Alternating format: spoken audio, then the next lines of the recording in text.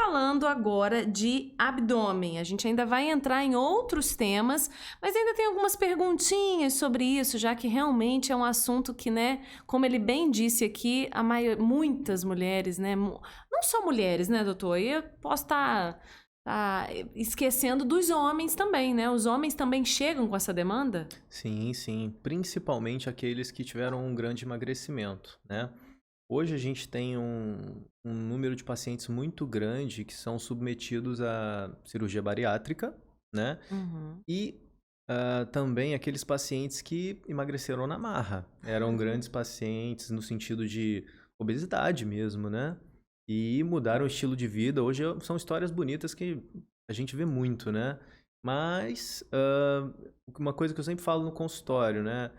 Infelizmente, o excesso de pele a gente não consegue perder na academia, né? Você perde toda aquela gordura e tudo.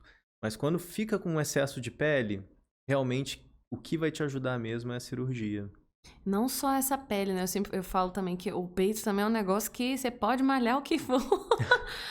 Então Não é? assim, Então tem coisas que não a tem ideia, a jeito, ideia é né? muito parecida, né? Então Uhum. assim, muita gente tem aquela história, né, de tipo, você não precisa operar, você precisa ir pra academia e tal. Gente, se fosse assim, a mulher ia malhar o peitoral até pra Pronto. poder resolver o problema. Não é assim que funciona, sabe? Quando você tem o excesso de pele, a coisa tem que ir por outra solução, não é academia, né? Agora, a gordura eu concordo com vocês. Realmente, quando o problema é a gordura, naturalmente, se você treinar, começar a aumentar a massa magra, aí realmente o seu corpo vai mudar. Agora, no sentido de excesso de pele, seja homem, seja mulher, né? Uhum. A coisa tem que ser mais pro lado cirúrgico. Agora, uma curiosidade aí, né? Imagem, você falou e tocou nesse ponto da gordura. Chega aquele paciente acima do peso e quer fazer uma cirurgia plástica. E aí, assim, como que é o olhar médico nesse sentido? Olha, é possível emagrecer um pouco? Ou não, vamos operar, independentemente de você ter tentado ou não emagrecer, porque é uma linha tênue aí, né? Como lidar com toda essa situação? Vamos lá. Um pouquinho mais específico agora, a gente até para os bariátricos, a gente tem um índice de massa corpórea. Eu acho que a grande maioria das pessoas já pelo menos ouviu falar, que você pega o seu peso e pega a sua altura, né? E a partir faz uma conta com essas duas variáveis e aí você tem o IMC, tá? Se ela tiver com obesidade nesse índice, né, que a gente fala por volta de 35, realmente a gente vai orientar, seja com 35 até com 30 também. Eu sempre falo assim, em português claro, se você emagrecer, seu resultado vai ser melhor, tá? Mas aí vem essa paciente e falou, beleza, doutor, vou tentar emagrecer. Aí ela volta 6 meses depois. Foi no nutricionista, fez atividade física, mas por algum motivo ela perdeu muito pouco. Ou às vezes nem perdeu nada, né? Falou, doutor, então, passaram 6 meses, eu fiz várias coisas e não consegui emagrecer.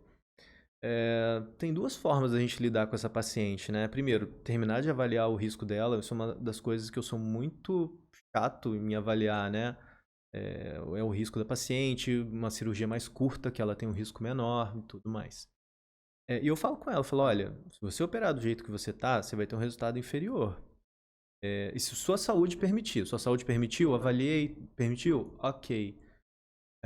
Tem pacientes que elas dão, vamos dizer assim, dão um gás depois.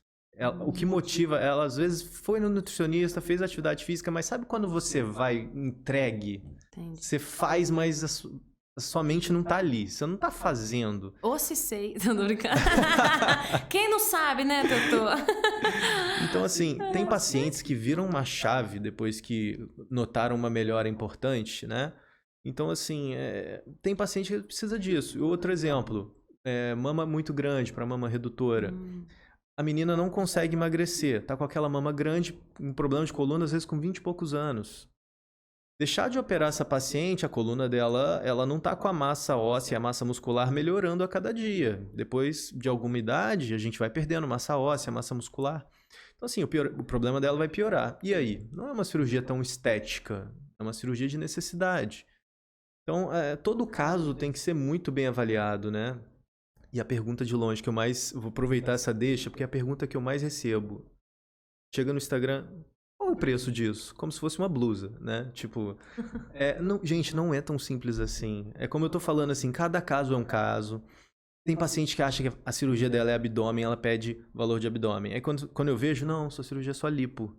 Então, assim, eu entendo vocês acharem que sabem, mas o que importa quando você chegar no seu cirurgião é o planejamento que se monta. Então, assim, é muito difícil, gente, passar esse tipo de informação pra vocês, porque cada caso é um caso. Não é uma receita de bolo, né? Não, Fechadinha. não é comprar uma blusa PMG. Não é só isso.